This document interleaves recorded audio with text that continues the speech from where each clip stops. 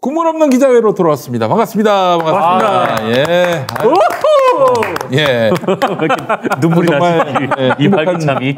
이제 12월입니다. 크리스마스도 있고요. 12월이 지나면은 또 새해가 밝는데 저희가 마지막 시간은 항상 새해 미디어 뉴스 10대 뉴스를 또 준비하지 않습니까? 네. 저희가 또 발표를 할 예정입니다. 네. 예. 유튜브로 이 방송을 시작하고 벌써 이게 몇 년이 지났습니까? 2018년부터 했던 것 같은데 2018년, 19년, 20년, 21년 아이고 참 세월이 차곡차곡 쌓여가는 것 같습니다. 네네. 내년엔 또 세상이 어떻게 바뀔지 싶고 네네. 얼마 전에 그 MBC가 창사 60주년을 맞아가지고 특집 방송을 딱 하나 했습니다. 바로 이용마 기자 다큐인데 야, 참 60주년이면 인간에 있어서도 굉장히 의미가 있는 회갑, 환갑 아니겠습니까? 원래 대대적인 이벤트를 하죠. 예를 들면 이제 자사의 뉴스와 관련해서 뉴스를 돌아보기도 하고 그동안 MBC가 60년 동안 쌓아왔던 컨텐츠들을 한번 쫙 돌아보면서 특집 기획도 하고 그쵸. 쇼도 하고 그러는데 하나 없어요. 네. 심지어는 뉴스에서 MBC 뉴스의 과거를 돌아보는 기획도 리포트 하나 없거든. 다 봤거든. 딱 하나 이용마 기자의 다큐멘터리. 근데 좀 뭐랄까 굉장히 의미가 좀 남달랐던 것 같아요. 이게 또 지역 MBC 가서는 또 그 지방 자체 방송으로 그 방송이 아예 안 나간 곳도 있어요. 그래요. 네. 그래요? 네. 우리가 또 이용마 기자를 아니까 그분이 이렇게 투병하는 장면들을 보면서 제가 참 마음이 많이 아팠습니다. 저는 보다가 끝까지 못 봤습니다. 네. 다른 무엇보다도 김민식 PD 네네네네 모처럼 나왔는데 그 형님 절필을 했고 네. 또 MBC도 그만두고 그랬는데 어떻게 지내시는지 너무 궁금해요. 참 좋은 분인데 인간적으로도 참 좋은 분인데 한겨레에 뭐 기고한 게 문제가 돼가지고 그걸 계기로 해서 한겨레에 이제 기고를 멈췄고 얼마 안 있어서 MBC를 또 그만두셨어요. 굳이 그러실 필요가 있었을까 그런 생각이 드는데 모처럼 되니까 너무 반갑고 또 이 아이들이 20살 때까지 아빠 노릇을 해주겠다라면서 같이 놀아주고 맞아요. 이용마 기자의 두 아드님 그거 보면서 또 너무 마음이 뭉클했습니다. 근데 좀 그때 이용마 기자와 김민식 PD의 이야기 제가 들은 게 있는데 아마 어디 나왔을 거예요. MBC가 이제 파업을 길게 했잖아요. 2012년에. 네, 오래 했죠. 돌아갈 것인가 말 것인가를 놓고 이제 한적 없이 파업을 하면은 생계의 문제도 있고요. 조합원들의. 특히 MBC가 연봉이 세잖아요. 그렇죠. 네. 그런데 센 연봉만큼 자기들의 어떤 삶의 규모도 그렇게 컸을 텐데 조합원들 개개인이. 근데 뭐 10달 넘게 이렇게 급여 못 받고 파업 투쟁을 벌인다면은 이분들 정말 힘들죠. 조합원들 이탈도 있을 수밖에 없고 또 사측은 그걸 노릴 것이고. 그렇죠. 그래서 이제 그때 이용마 기자는 이대로 접고 들어갈 수 없다, 명분이 없다라고 했던 반면에 김민식 PD는 또 조합원들 일선의 요구로 돌아가자 이랬던 것 같아요. 네. 결국 돌아가게 됐습니다만은 참 여러모로 그 시절이 또 생각이 납니다. 그러나 결국 MBC가 이겼죠. 노동자들이 숱한 고난을 겪으면서도 끝내 이겼는데 그때 이제 다큐멘터리를 봤을 때 제가 가장 감명 깊게 봤던 부분이 또 주목됐던 부분이 김민식 PD가 최고의 전략가다. 이용마 기자를. 사실 최고의 전략가라고 하기에는 결국에는 파업을 접고 돌아간 거 아니에요. 그래서 최고의 전략가라는 말이 조금 퇴색되지 않나 했는데 그러나 여전히 김민식 PD는 최고의 전략가라고 얘기를 했는데 이유가 뭐냐면은 우리가 싸우고 있는 투쟁에 명분을 만들어주는 그 일들을 이용마 기자가 했다는 거예요. 명분을 만드는 것. 그러니까 어떤 전략을 잘 짜가지고 상대방을 공략하고 또 아울러 상대방으로 하여금 양보를 얻어내고 그게 전략가가 아니라 싸우고 있는 사람들에게 명분을 주는 그 일들은 이용마만 하는 사람이 없다라고 얘기를 했는데 그 얘기 듣고 그래 인간은 시시각각 시츄에이션에 따라서 다양한 어떤 판단을 할 수 있겠지만은 결국 명분이라는 큰 길을 이탈해서는 안 되겠다라는 그런 마음을 또 갖게 됐습니다. 사실 다시 녹화하는 건데 아주 밝고 기쁘게 시작을 했는데 이야기가 또 숙연해져서 아까랑 분위기가 다르게 보이는 다시 합시다 녹화. 처음부터 오늘 게 잘 안 풀리네. 집에 가시는 겁니까 오늘. 잠시 후 안양스마트 금리형 특별세를 시작하겠습니다. 저희의 첫 번째 프로모션 자율주행 셔틀입니다.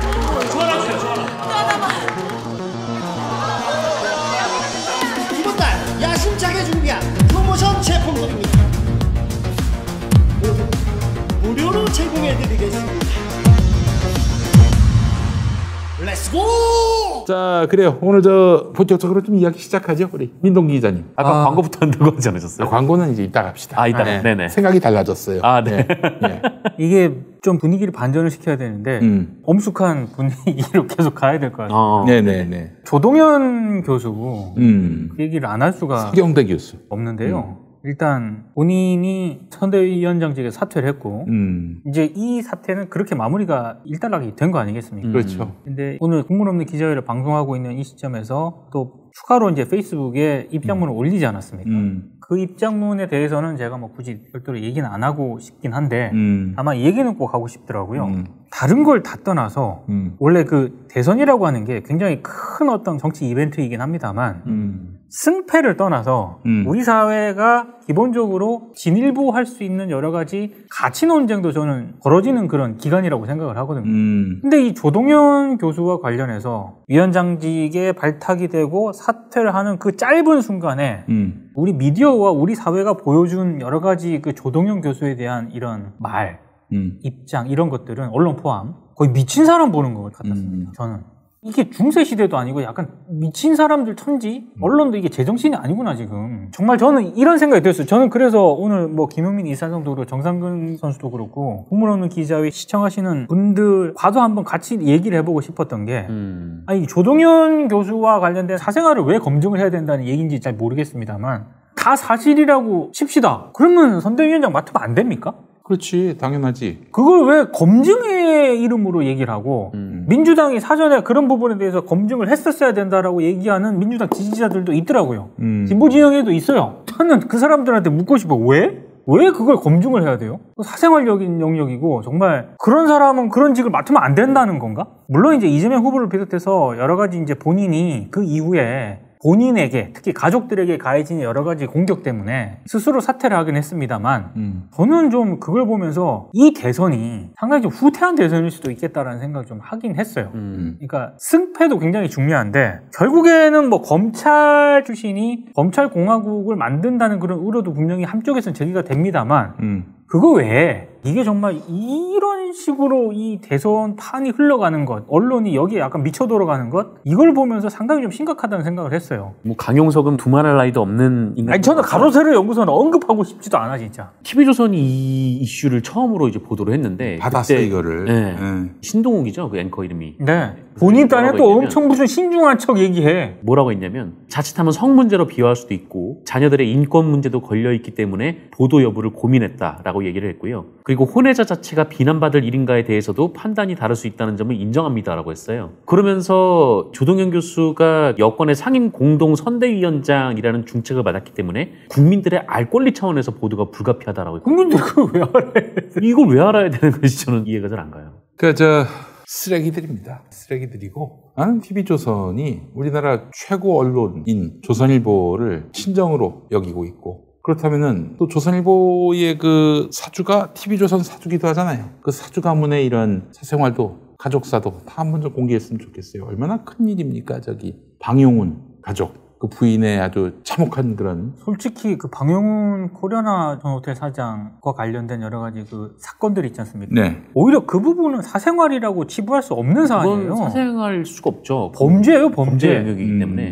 네. 만약에 이제 조동현 교수가 이제 범죄 영역에 얽혀 있었다면 당연히 보도를 해야 된다라고 보는데 이거는 이제 범죄 영역이 아니잖아요. 무슨 범죄야? 전 남편에게 뭐 어떻게 얘기를 하는데 사실 그 두 사람의 부부 관계에 대해서 우리가 알지 못하고 알아야 할 이유가 뭐가 있어요? 그럼 전혀 다른 사실관계가 나오면은 또 역으로 또 그 남편분을 또 비난할 겁니까? 그거 자체가 아니라 그 문제는 그 두 분의 문제인 거잖아요. 그래서 그거를 왜 대중들이 알고 대중들이 심판을 해야 되는 건지 모르겠어요.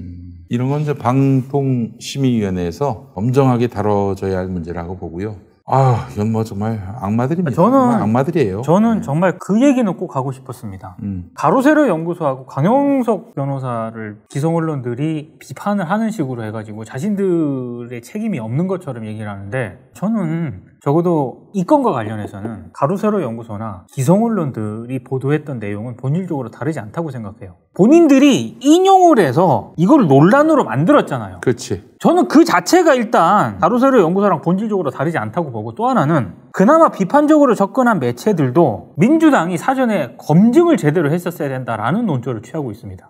이것도 저는 가로세로 연구소랑 이거를 그걸 왜 검증을 하냐고. 저는 이게 진보 보수를 막론하고 이런 식으로 논리 전개를 하는 거를 보고 저는 진짜 경악을 했어요. 이걸 왜 검증을 합니까? 그리고 또 하나 더 얘기합시다. 지금은 뭐 일부 시민단체들이 비판을 하긴 했는데 이렇게 조 교수가 공격을 받을 때 시민단체들, 인권단체들, 여성단체들 아무도 방어 안 했어요. 이 사단이 나는 동안에도. 와, 저는 진짜 기겁을 했어요. 기겁을. 이게 도대체 어떻게 돌아가고 있는 건가? 내가 약간 비정상인가? 이런 생각도 잠깐 했거든요. 좀 많이 충격을 받았습니다. 이 건을 보고. 네.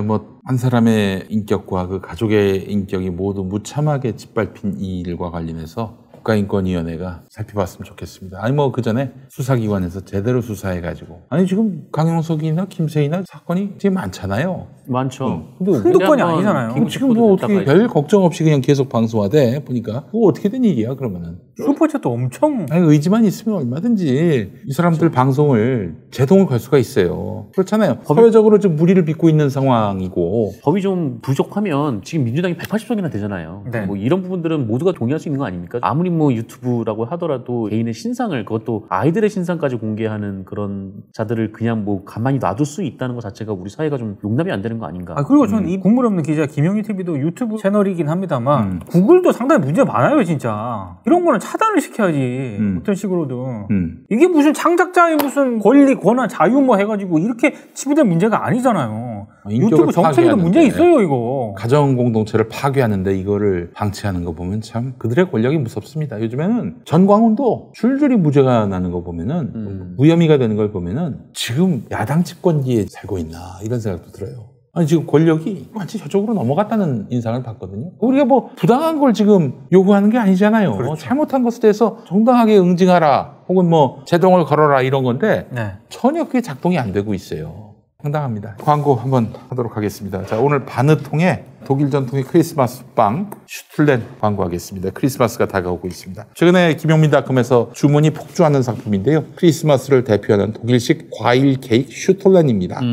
건포도와 절인 과일, 아몬드, 계피, 넛맥은 이제 호두의 일종이고요. 이걸 넣고 구운 빵에 버터를 바른 다음 슈가 파우더를 뿌려서 완성합니다. 슈틀렌은 일반 케이크와는 많이 다른데요. 1년 전부터 절인 과일과 견과류, 아몬드 가루로 만든 달콤한 마지펜이 또 설탕과 아몬드를 갈아 만든 반죽이라고 하는데 이런 것들이 어우러져 달콤함과 고소함, 향긋한 맛이 일품입니다. 슈틀렌은 숙성시킬수록 더욱 맛있습니다. 가운데 얇은 1cm 정도의 두께로 드시는 것이 좋습니다. 이 정도 두께입니다. 흰색이 뭐냐? 이게 저 설탕 가루인 것 같아요. 슈거 파우더. 슈가 파우더. 아, 파우더구나 이게. 자, 안 드실 때는 분리된 덩어리를 붙여야 마르지 않고 촉촉하게 보관이 돼서 좋습니다. 슈틀렌은 아직 가격이 비싼 편인데요. 들어가는 재료가 고급인데다가 절임, 숙성 시간이 길어서 제작 과정이 번거롭기 때문입니다. 보통은 3만 원 이상으로 판매되고 있는데요. 김용민닷컴에서는 최고의 재료를 아낌없이 넣어서 숙성시킨 독일 전통 슈틀렌이 단돈 19,800원. 배송비는 완전 무료고요.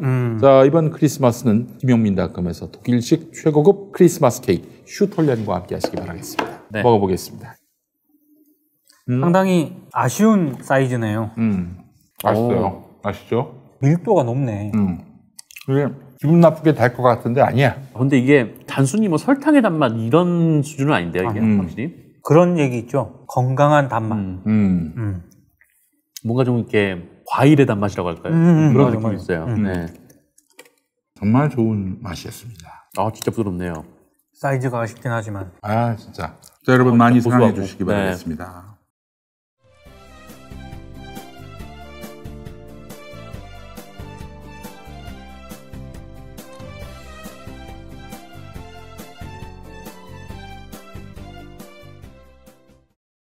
조동현 교수 얘기는 여기까지 하고 다음 SBS 얘기를 잠깐. SBS 얘기.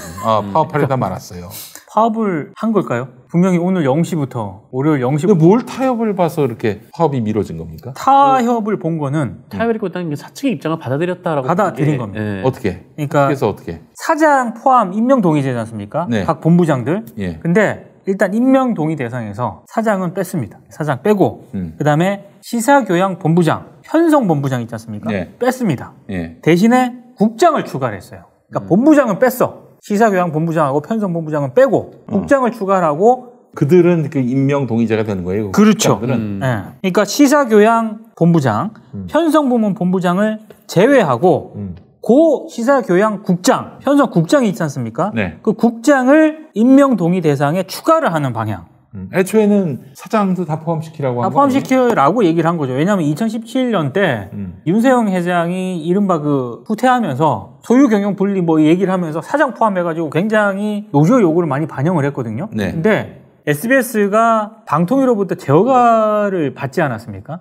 제어가를 받은 이후에 재승인을 받은 이후에 갑자기 태도를 돌변했죠. SBS가 아니 사장에 대해서 이렇게 임명동의제를 실시하는 나라가 전 세계에 유례가 없다 라고 얘기를 하면서 요거 이제 파기하자고 얘기를 했고 노조가 반대하니까 밀어붙였고 나중에 무단협 상태까지 계속 몇 개월 동안 지속이 된 거죠. 그러니까 노조가 이제 파업 찬성 투표 벌여가지고 파업 찬성 쪽으로 갔고 오늘부터 원래는 뭐 뉴스라든가 8시 뉴스도 원래 70분 편성이거든요. 네. 40분으로 줄여서 비조합원 위주로 뉴스를 제작한다 이런 쪽이었는데 프로그램이 거의 아침에 새벽부터 제대로 방송이 됐어요.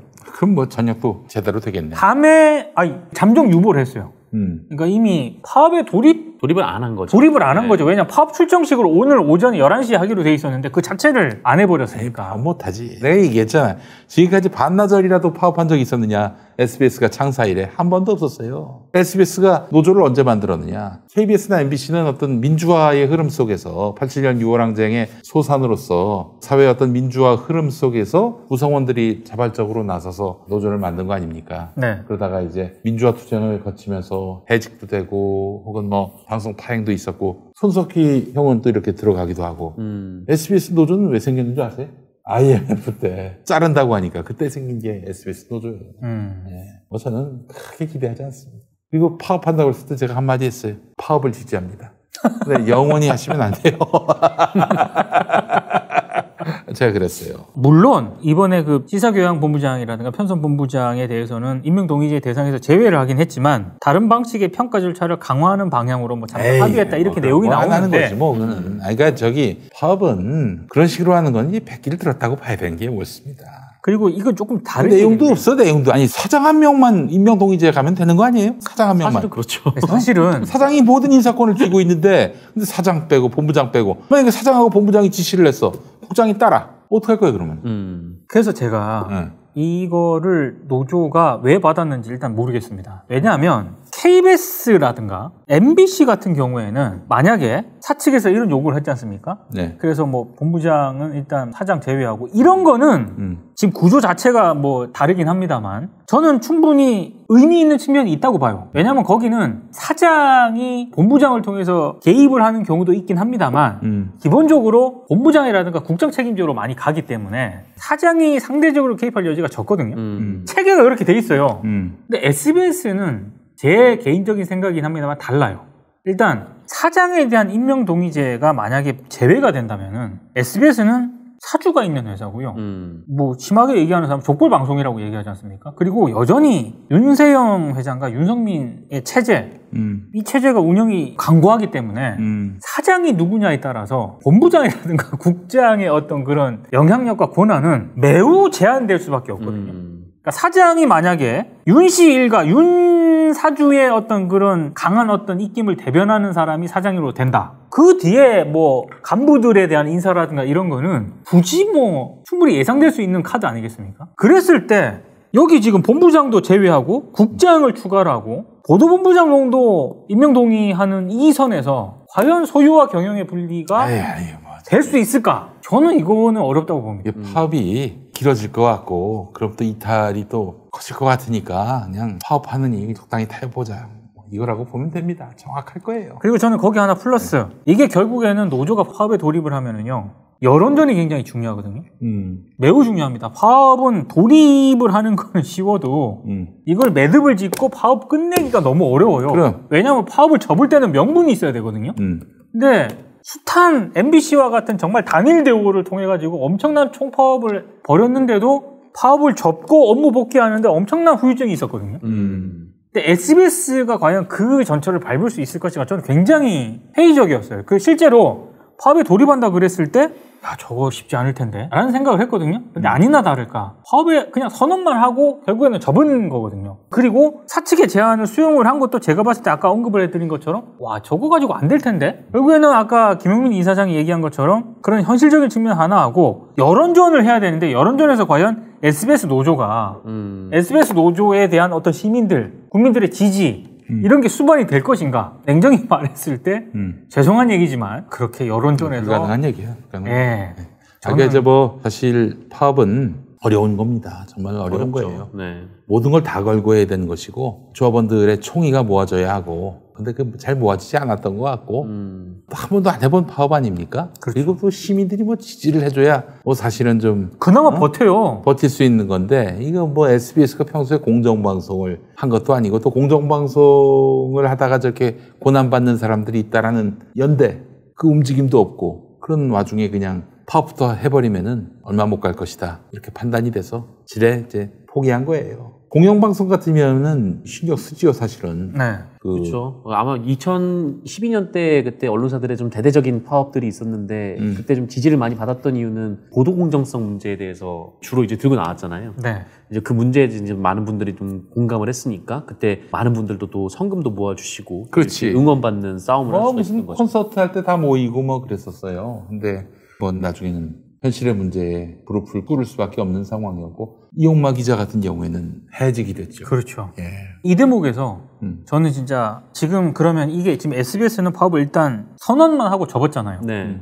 SBS의 한계예요. 그 SBS의 이게 한계인데 명징한 한계고 그래서 사실은 또 여기가 민영 회사 아니겠습니까? 물론 네. 방송통신위원회가 개입할 수 있겠지만은 아니 지금 뭐 방송통신위원회에 우리가 뭐 기대하는 바가 있습니까? 별로 없습니다. 없지. 예, 그러니까 결국에는 고스란히 또 우리 결국 윤성민 씨의 어떤 윤세영의 아들 해와 같은 그런 그렇죠. 양보 없이는 이 매듭이 지어지기 어렵단 말이에요. 근데 네. 그 양보를 받아낼 가능성도 없고 그러니까 파업조차도 못하게 된 거예요. 그냥 말도 안 되는 그런 절충안 갖고 이제 받아들이고 파업을 하기로 한 계획을 멈췄는데 그렇죠. 여기서 다시 어떤 파업하자라는 동력을 만들 수도 없습니다. 제가 노조 사무국장을 해본 사람으로서 제가 있었을 때 우리 사장께서 지금 회장 되신 분인데 막 직원 채플 때 눈물 한 방울을 딱 흘리면은 쇼를 잘했어 그 양반.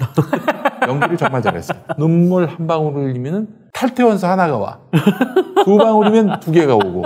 그래서 내가 정말 야, 너 참 개신교 케이블 TV 있었지만. 아니 근데 눈물을 흘리면은 조합원들이 감동을 받아? 감동을 받는 척하는 거지. 그냥 명분이죠, 명분. 그렇지. 네. 아 저렇게 명분을 우리 만들어준 사장님이 정말 마음 아파하시는데 깊은데. 우리가 신앙인으로서 이거를 허허. 그냥 뭐 허투루 볼 수가 없다 뭐 이런 식인 거야. 이번에 연병하고 있네. 진짜. 야, 니들 뒤에서 무슨 짓 했는지 다 알아요. 새끼들. 아이, 윤성민 회장은 이번에 그냥 선을 그은 거죠. 여기. 맞아요. 일단 여기까지 딱 그어보고 여기서 어떻게 하느냐에 따라서 다음 스텝을 할 텐데 SBS 노조가 사실상 이제 물러난 셈이 되어버렸고 네, 이제 백기를 든 셈이지. 이제 네. 사유화가 또 본격적으로 시작되지 않을까. 네. 네. 아니 그리고 보세요. 민영방송은 이렇게 하니까 노조의 반발이 뭐 어느 정도 가면은 그 임계점에 다다르면 지들이 이제 물러납니다. 얼마나 다루기 좋아. MBC나 KBS는 그렇지 않잖아요. 공영방송이고 또 공영방송 사장이 무슨 사주는 아니니까. 그래서 그냥 국민의힘 쪽에서 수시로 하는 얘기가 MBC 민영화 아닙니까? MBC 민영화. 이번에 윤석열도 MBC 민영화 하겠다라고 했어. 대통령 언급을 되면 했었죠. 민영화 하겠다고. 네. 민영화된다는 건 뭐예요? 민영화된다는 거는 한마디로 얘기해서 노동조합이나 공정방송, 공정언론에 대한 어떤 그런 내부 투쟁의 동력을 완전히 그냥 사그라뜨리겠다라는 거 아니겠습니까? 이런 거에 메커니즘을 국민들이 아실 필요가 있어요. 그 관련해서 제가 더 말씀을 드리고 싶은 게 지금 그러면 KBS하고 MBC 같은 경우에는 상황이 괜찮느냐? 제가 봤을 때 괜찮지 않은 것 같습니다. 그러니까 이를테면 이건 하나의 가정이에요. 지금 KBS하고 MBC가 흔히 말해서 외부 세력에 의해서 만약에 개입을 했을 경우에 단일 대우를 형성해가지고 예전과 같은 그런 파업 대우를 형성할 수 있느냐? 쉽지 않죠. 쉽지 않은 정도가 아니라 어려울 것 같습니다. 그러니까 제가 체감을 하고 제가 이제 몇 사람들로부터 얘기 들은 바에 따르면은 실제로 이거 하나의 가정입니다. 윤석열 후보가 대선에서 이겨가지고 이제 윤석열 대통령이 됐습니다. 그럼 자 KBS, MBC 가만히 놔둘까요? 여러 가지 방안을 마련을 하겠죠. 그랬을 때 직접적으로 개입을 하고 들어왔을 때 어떻게 해야 되니까 이게 원래 매뉴얼대로 하면은 역대 KBS, MBC 구성원들이 반응을 보인 걸 보면 전면 저항을 했거든요. 전면 저항한 거에 대해서 또 많은 시민들이 지지를 해줬잖아요.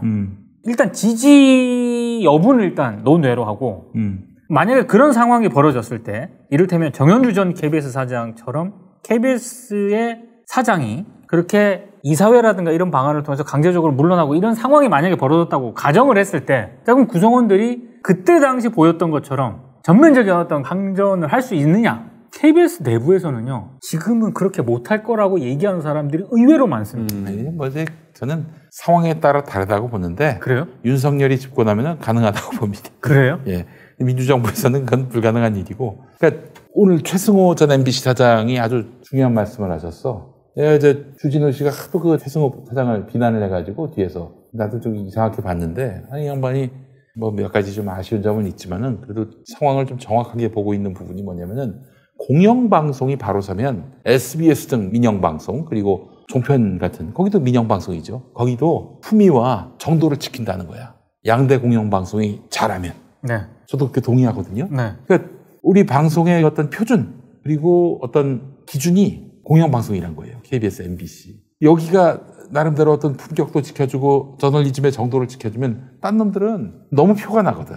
다행히 JTBC가 최근까지는 저널리즘의 어떤 중심을 지키려고 했지. 손석희 사장 때문에. 그래서 사실은 TV조선이나 채널A가 막 나가지 못하는 부분도 있어요. 근데 지금 뭐 SBS도 그렇고 KBS, MBC도 파업이나 어떤 투쟁의 동력이 사라지고 JTBC도 완전히 마탱이가 가고 있어요, 지금. 네. 가고 있는 게 아니라 갔어요, 제가 봤을 때. 김용민이를 순정남이라고 얘기해 준 거는 왜 순정남? 왜? 굉장히 정도를 걷는 거지만 순정남, 순위를 정해주는 남자. 민주당 의원들 SNS 근데 이제 내가 JTBC에다 얘기를 하자면은 TV조선저를 진명감별사, 진짜 이재명 감별사, 진짜 친이재명 감별사 이렇게 얘기를 했는데 신놈들이지 정말. 아이고 정말. 내가 그렇게 조사한다고 했을 때 막 열심히 보도해줘서 제가 한마디 했어요. 야, 개똥도 쓸모가 있구나. 근데 지금 하는 짓 보면 개똥만도 못하는 짓을 지금 하고 있는 건데. JTBC는 저를 순정남이라고 했습니다. 같은 맥락이지 실상은. 네. 순위를 정해주는 남자. 근데 순위를 이제 밝혔죠. 1등부터 20등까지 많이 올린 순으로. 그리고 뒤에서 80위 올렸지. 순위를 밝힌 건 맞는데 순위를 정한 적은 없어요. 그 국회의원들이 얼마나 열심히 올리느냐. 그걸 난 집계만 했을 뿐이지 내 주관이 들어간 게 없어. 정상평가가 아니라 오로지 숫자. 이재명 한마디 들어가도 사진이 들어가도. 예를 들면 프로필 사진을 3번 바꿨어. 셋 다 카운팅했습니다. 이재명 얘기 한마디 안 나오더라도 검찰 개혁을 얘기한다든지, 뭐 어떤 민주당에서 뭘 하는 좋은 일들, 뭐 결국 집권에 하나의 어떤 영향을 줄 수 있으니까. 그것도 윤석열을 비판한다든지, 다 카운팅을 했어요. 내 주관이란 게 들어갈 게 없어요. 그런데 나를 순위를 정하는 남자, 순정남이라고 했어요. JTBC가. 기분이 좋습니다. 시간이 갈수록 기분이 좋아지고 있어요, 지금.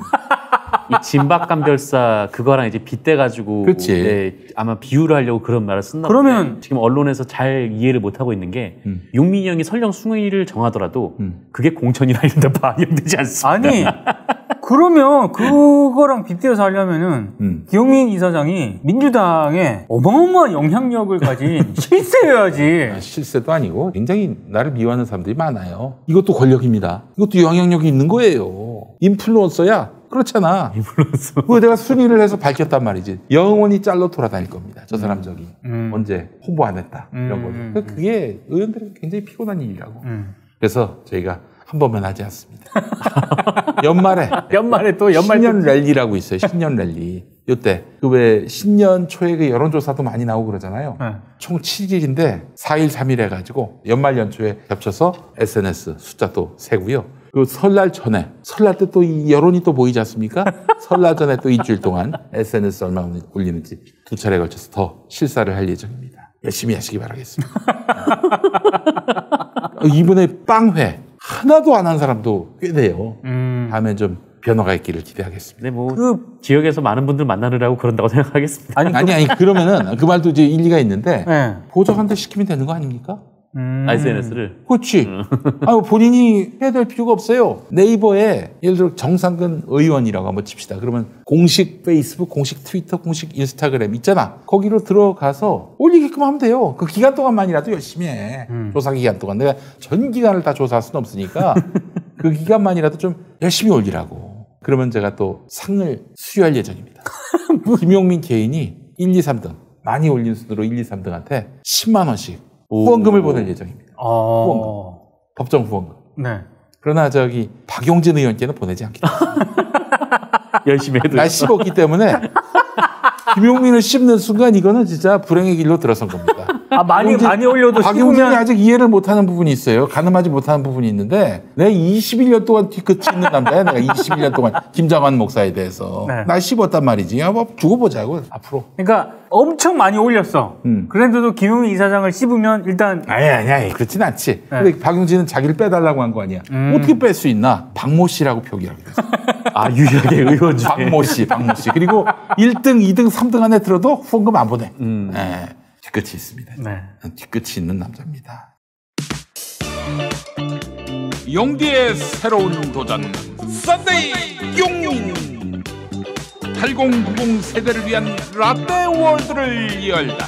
썬데이 용민 사건과 실화, 화제의 인물, 음악과 영화 모든 장르를 총망라한 썬데이 용민 9월 5일 팟빵에서 공개됩니다.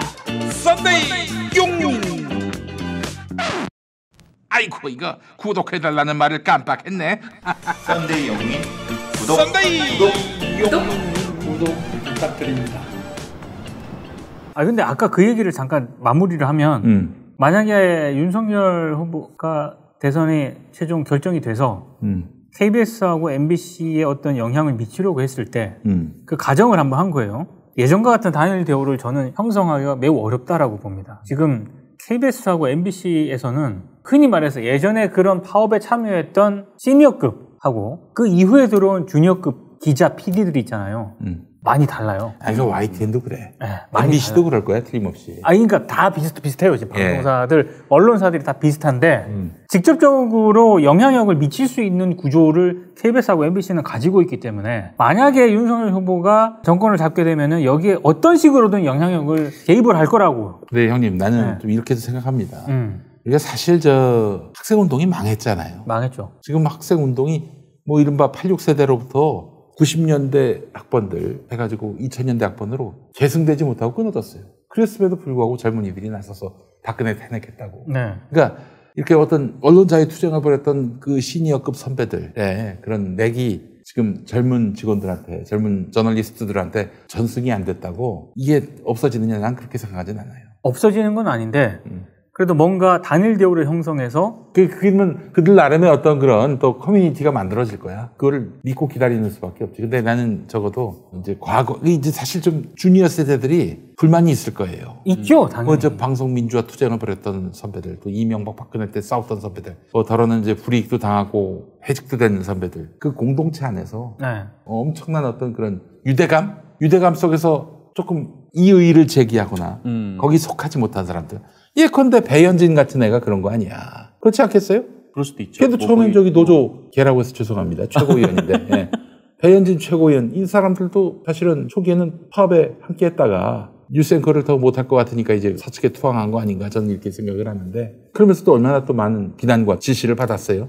근데 혼자 살려고 간 건 맞죠. 그렇죠. 그거는 부인할 수가 없어, 그거는. 네, 그건 부인할 수는 없는 거고. 물론 너무 나는 비관적으로 보지는 않지만 여러 가지 문재인 정부 하에서 미디어 변화라든가 언론 환경 지형의 내부 상황에 여러 변화가 있었는데 거기에는 시니어급과 주니어급 사이에 굉장히 미디어를 바라보는, 사안을 바라보는, 현안을 바라보는 이런 부분에 있어서 굉장히 많이 격차가 벌어졌기 때문에 이게 어떤 외부의 압력이라든가 이런 게 들어왔을 때 같이 연대해서 싸울 수 있을 것인가에 대해서는 저는 일단 반신반의로 보고 있습니다. 그래서 이런 부분에 대해서는 지금 SBS가 파업을 접었잖아요.